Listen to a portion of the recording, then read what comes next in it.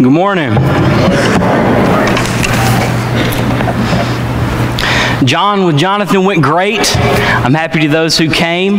Tony Pearson told me that he wasn't going to come because he didn't like me. And then I thought he would be there, and then he really didn't show up. But if you know Tony, I think he's probably joking with me. There's another thing I want to talk about right before I start. This myth that Parker just talked about, I think it's an important thing. I'm Church of Christ. I've always been Church of Christ, born and raised, and I will be till I die. I went to Church of Christ College. I am thoroughbred, through and through. I don't know how to sing a 4-part harmony. That's what's supposed to make us different and distinct, right? And I don't know how to do it. And I would imagine if I don't know how to do it, most people younger like myself don't know how to do it as well. So this myth, this mature and youth together in harmony, it's a play on words.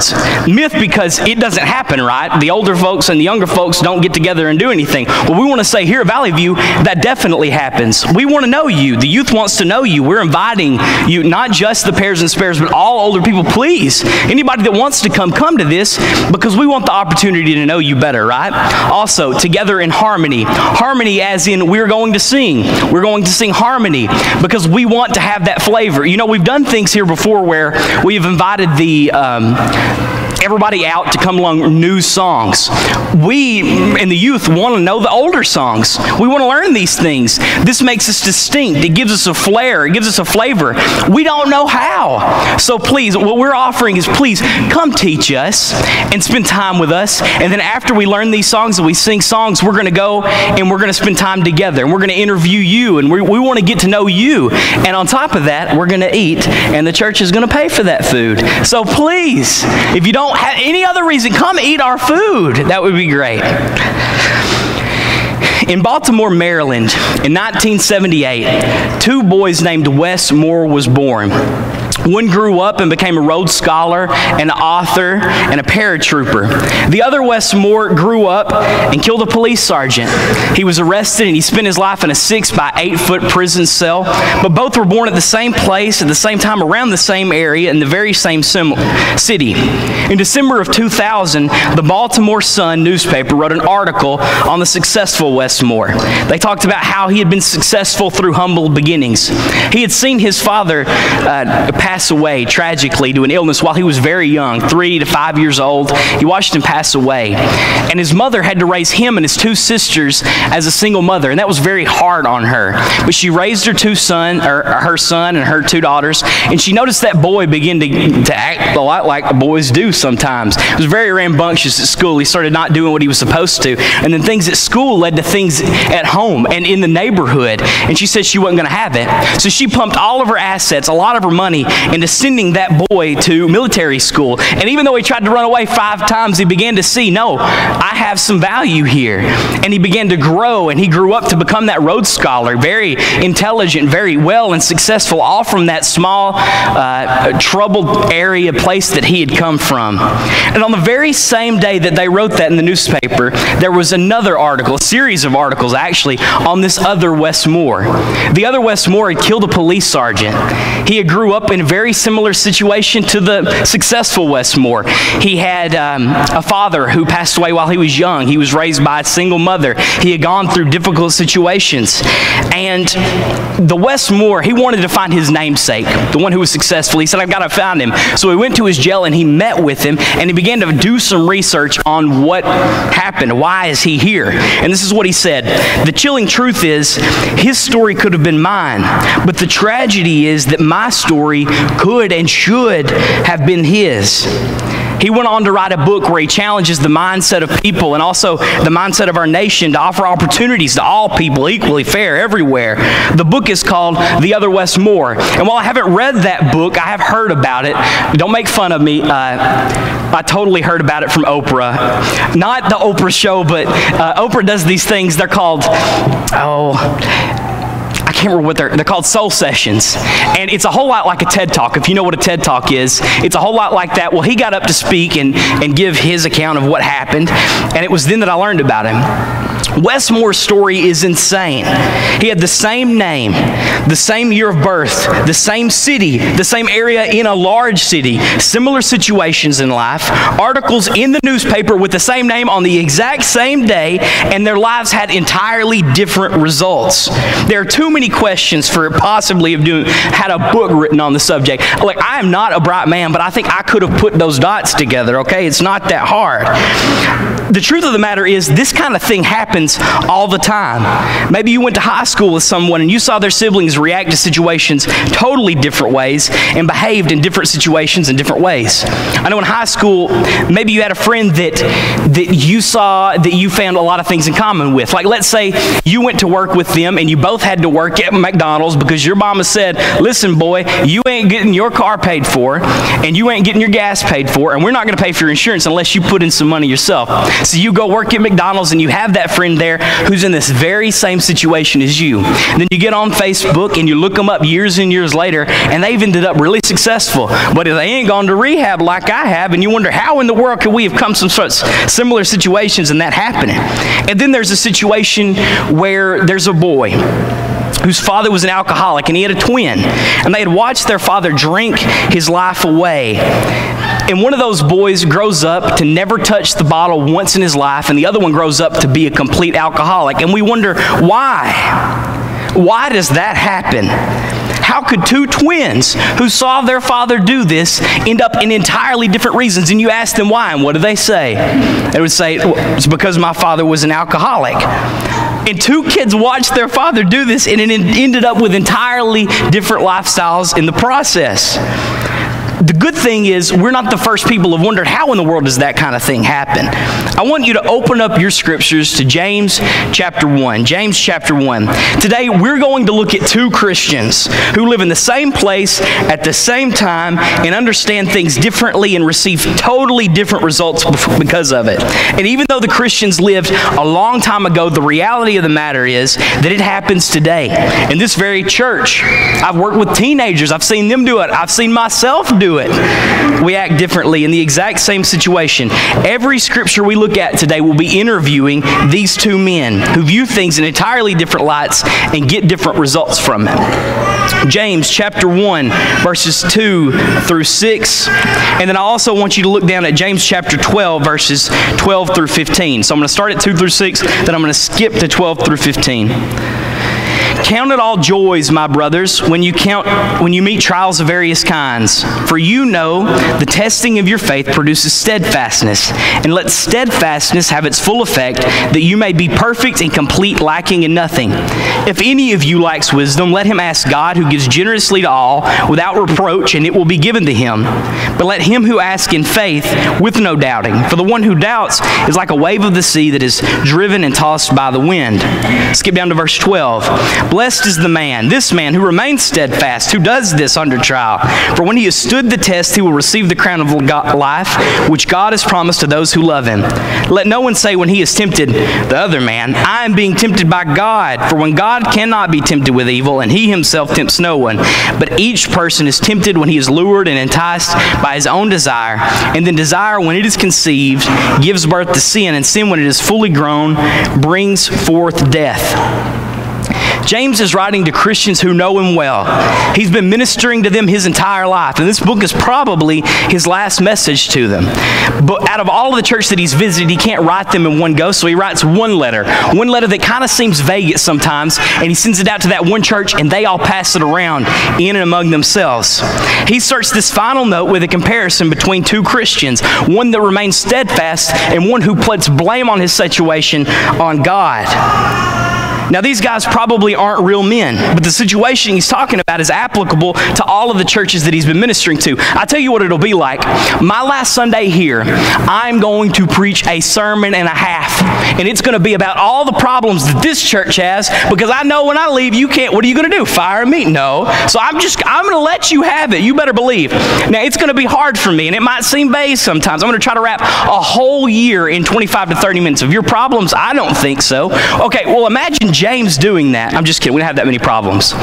Imagine James doing that, except he's writing to a group of churches over an entire lifetime of ministry. And imagine how vague that sometimes the points will be. So sometimes these are very broad. Sometimes he'll give an example of a man, and it won't necessarily be a specific situation, but that makes it even more applicable to us, because the problems that this church was having is a problem that we have in our churches today. So listen to this Christian talk in verses 13 through 15. I'm going to read it one more time, and I want you to listen to what he's saying. Verse 13, I'm just going to read a piece. Let no one say when he is tempted, this is what the tempted brother says, I am being tempted by God. For God cannot be tempted with evil, and he himself tempts no one. Can you hear his pain? Why has God inflicted me with this problem? Why am I being tempted by God in this way? The crazy thing about sin is that it really does make you do some foolish things. Why on earth, and I really want you to ask it, why on earth would a Christian think God is tempting them? Think about that. In all of your life, have you ever blamed God for the reason you're being tempted? Like maybe he put you in a tough spot, but God didn't do the tempting. Why would somebody do that? And as I began to study it, some of the places I looked pointed out some things. James is Jesus' brother. And if you're going to refer to your brother's sermon, I mean, his most famous sermon, you would absolutely do that, right? So James refers to the Sermon on the Mount multiple places. And there's one thing in the Sermon on the Mount that he does. It's this Lord's Prayer. And I know all of you know the Lord's Prayer. We pray it at every football game or every game that you go to imaginable. You know the way that it goes. Lead us not into temptation, but deliver us from the evil one. At the end of that Lord's Prayer, God, lead us not into temptation, but deliver us from the evil one. To James' audience, they twist that scripture, it looks like, and it looks like they say, God, I am being tempted. Is it because you have led me into temptation? Do you see how they've taken that verse and they flipped it on its head? You know what it sounds like the problem is to this church to me?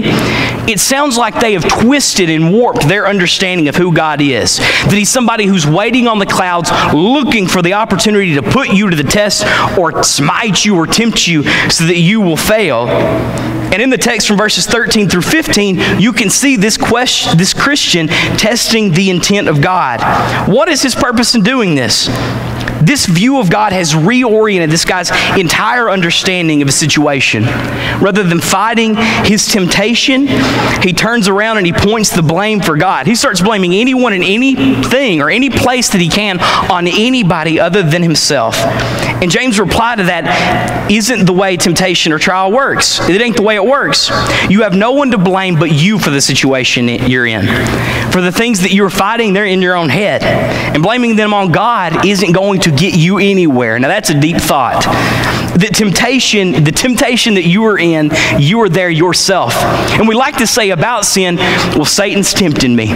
Principalities on high are looming over me. There is this great, powerful force that's forcing me to sin, and I've got to fight against that force. But that's not the picture James paints. He says a lot of times the temptation that we have, guess where it comes from?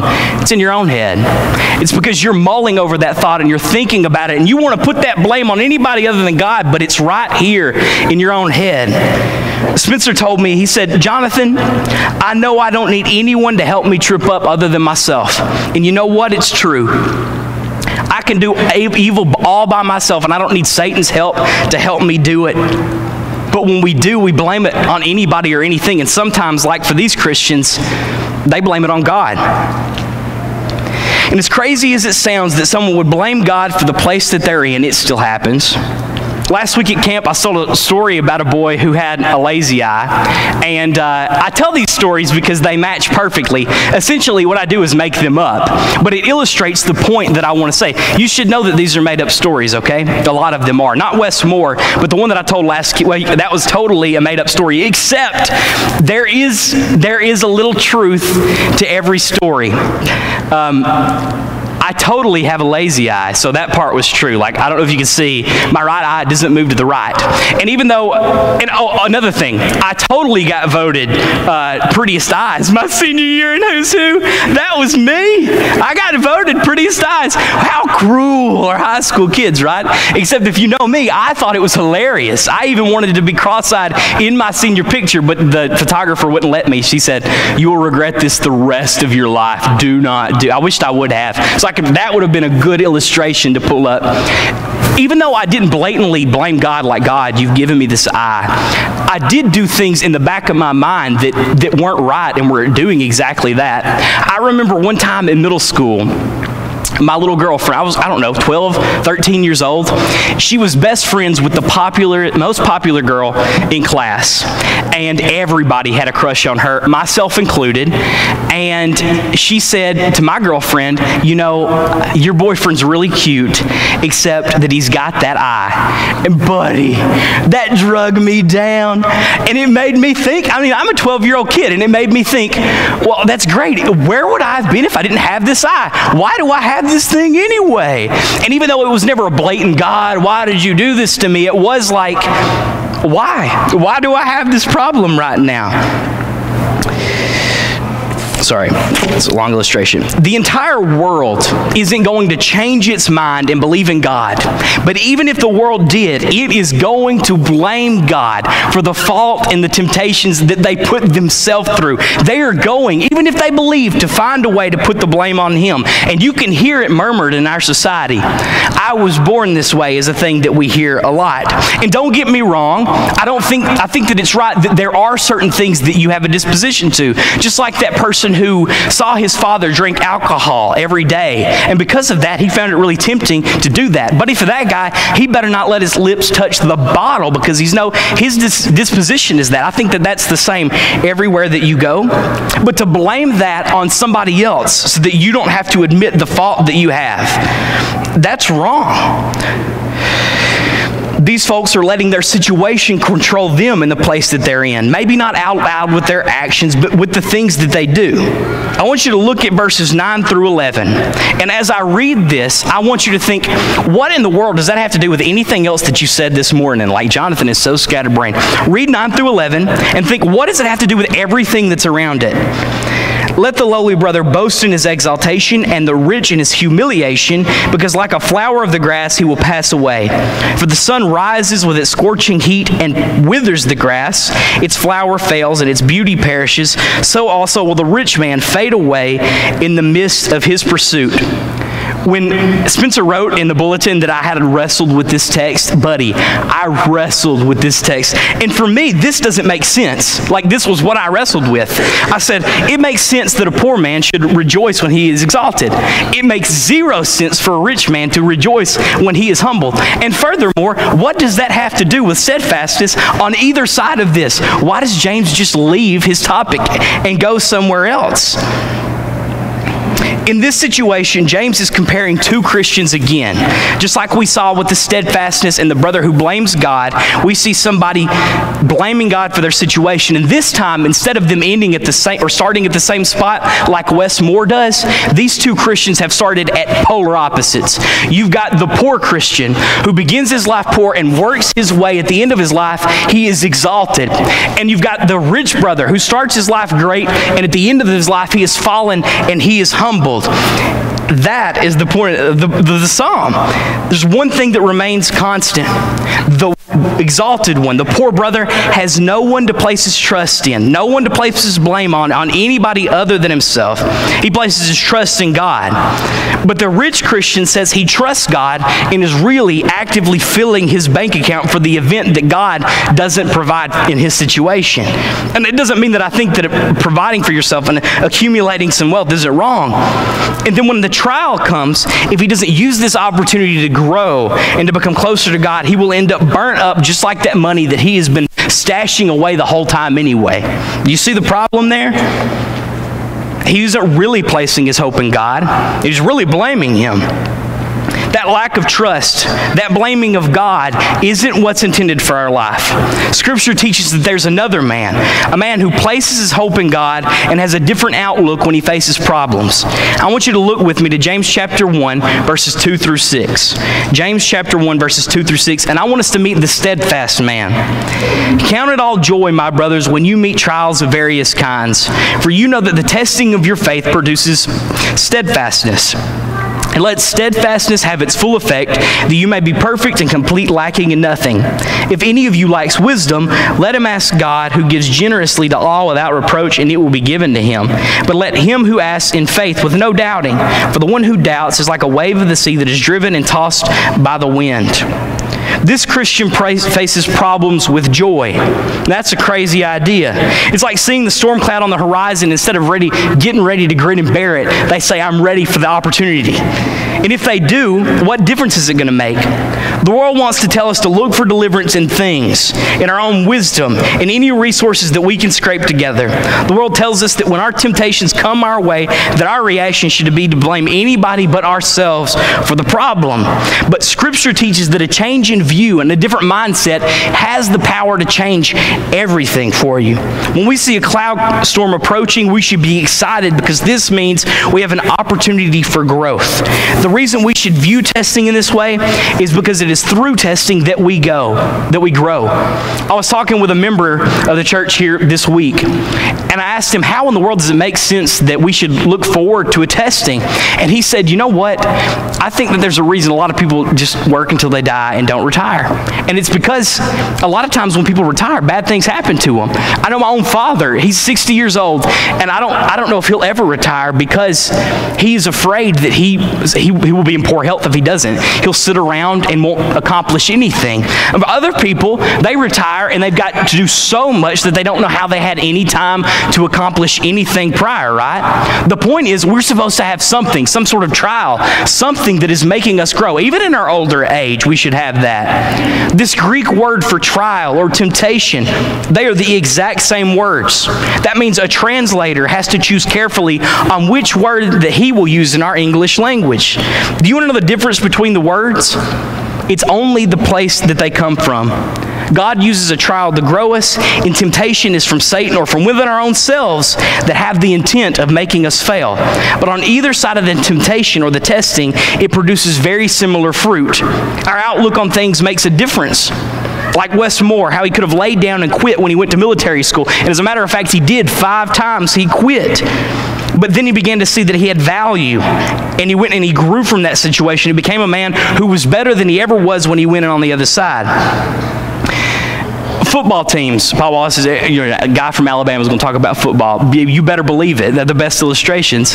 There was a team, I don't know if they were in the MAC or the Sun Belt Conference. I don't know what conference ASU is in, so I could have just offended you all. Those are weaker conferences, okay? Very poor, smaller conference, other than compared to the Big 5 conferences like the SEC and the ACC and the Big 10, teams like that, okay? There was one of those from the Sun Belt Conference, a team that went undefeated last year. They were the only team other than the University of Alabama, that's my team, who went undefeated last year, okay? And whenever they made it to a bowl game that anybody for their conference has made it to in years and years and years. But you want to know what happened in that bowl game? They were ranked within the top 15, and they played a team that wasn't even ranked, and they got utterly destroyed. I mean, embarrassed. This conference doesn't deserve to even be on the same playing field as the Big 5 power conferences, right? And the reason is because even though they went undefeated all year long, they hadn't played a team that was really worth it. They hadn't played a team that had grown them all year long. You know what? Faith is a lot like that. You've got to use your faith to grow your faith. If you haven't found a trial, if you haven't faced a trial and overcome, how could you face a temptation and overcome and expect a positive result? And now some of you may be saying, I'm 22 years old. I haven't really faced a big trial in my life. I haven't faced anything that's hurt me too bad. My parents are married. I've never gone to sleep hungry, ever. I don't know a trial that I've ever faced. And what I'm here to tell you is I don't care how old you are. If you've made it to 10 years old, you have faced a trial of some sort that has been for the intent of growing you. And Christians are supposed to use it better. Just like when we see soldiers go home from war, and there's a whole lot more Purple Heart recipients than we actually see and acknowledge. Because just because you don't have an arm blown off or a leg blown off doesn't mean that you haven't faced pain in war. There's this stuff called shrapnel, okay? And shrapnel blows up, and you may never see physically on the outside unless they take off their shirt that they have been hit by that shrapnel. You might not ever know that they've had that wound from war. But shrapnel can blow up and pierce you with a million billion little pieces of metal. And those are painful and trials just the same, just as if they had a limb taken off. And on our faith, even though you haven't had something major, something huge happen to you, even though your parents never kicked you out of the house and disowned you, even though you've never had a problem with alcoholism, even though you never had to come back in your faith, you have faced a trial. And maybe it isn't one big thing, but maybe it's a bunch of little tiny pieces of shrapnel in you. Little tiny things that have taken a toll over time, that have added up and accumulated to something that debilitates you, something that hurts every day when you wake up and you are just as much going through a trial. Scripture teaches that whenever a trial comes your way, it's a better reaction to have, there's a better reaction to have than to blame our world and our God, or to seek security in something or anything else. According to verse 5, this is the answer. We should pray for wisdom. It's going to take wisdom. It's going to take it to see that that trial is in fact an opportunity for growth. It's going to take wisdom to see that that temptation we're going through is not given to us by God, but we've been given good things and only good things by God. It takes discernment to tell the difference between a temptation and a trial, and sometimes you can only see the difference in hindsight, which means that it is always a good thing to pray for prayer. Back to James's rich man argument in verses 9 through 11. Without wisdom, there's no way a rich man could ever see losing his wealth as an opportunity for growth in life. And I suppose if you aren't a Christian, there's no way that it could ever be a good thing. But a stripping away of what you're relying on that isn't God, sometimes that's exactly what is needed to keep us on track. When the stock market crashed a few years ago, someone close to me lost about half their retirement, a little under half their retirement. And that blows my mind. I don't even hold that that's possible. I don't know if I can believe it, but he talked to me about the depression that he went through as he saw that money in the bank trickle, that savings go away, had no control, nothing he could do, all of those investments, years and decades of saving gone overnight. And then he would tell me, and it took me a decade, or over a decade, to get back where I was back then so that I can continue saving for the future. And I hear that and I understand how people get depressed. In 1929, they had these things called the 29 jumpers, because there were people that were investing, that were jumping, throwing themselves off buildings and off bridges because of the depression that they were going in. And as terrible as that is, as a Christian, even in those situations, we have the opportunity to hope in something. Maybe nobody else, but we can, because we know, unlike anybody else, that this is an opportunity and a time for me to grow, that this is an opportunity for me to become better and a better Christian. What good is your faith if you never use it? James stresses that every good gift is from God. He's telling his audience that absolutely nothing bad comes from him. When you face a trial, he's equipping you with the tools that you need to overcome them. Wisdom is a thing that you must pray for. It's the same thing Solomon prayed for, and it's something that is promised to you.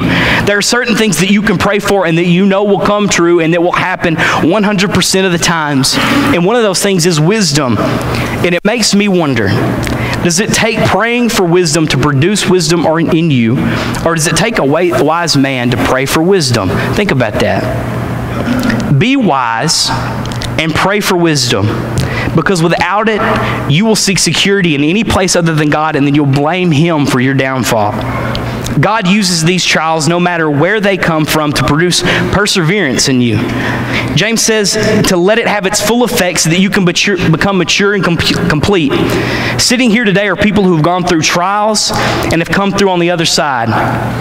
Some are currently in one. Some are about to enter one. But all of you have the opportunity to use wisdom to see that this is an opportunity for growth and to become more of the person that God intended you to be. Somebody has a faith who is steadfast and one that will not fail. Somebody that has used their faith and they know that their faith is real. And if a trial comes, and it will come, that you are prepared because you are a person of faith.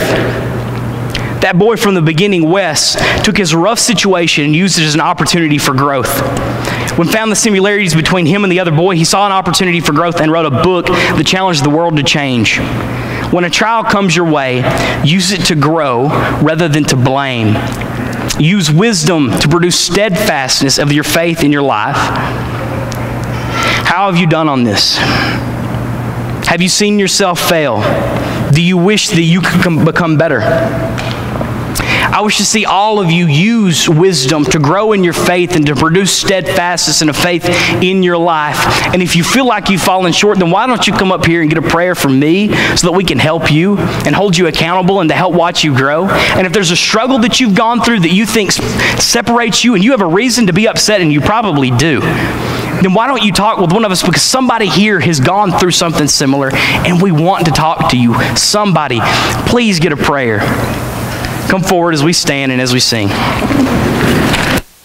Oh, Jesus, I have